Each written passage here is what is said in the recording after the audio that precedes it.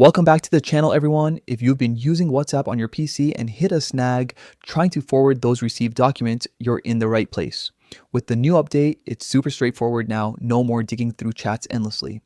Today, I'm walking you through exactly how to do it step by step. Let's jump right in and get your docs flying to the right people.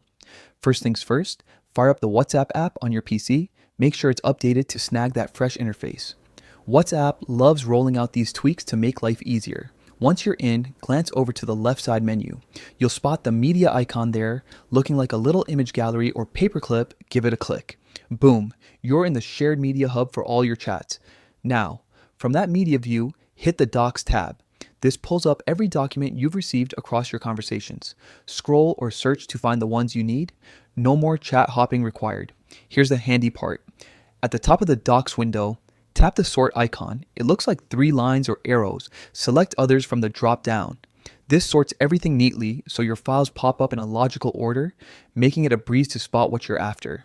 Next, look for the select icon up top, again, usually a checkbox or circle. Click it to enter selection mode.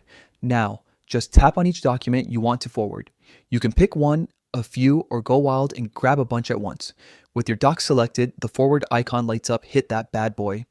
A recipient picker slides in, showing your chats, groups, or contacts. Scroll, search, or type to find who needs these files, check them off, and smash send. Done. Your documents zip over instantly.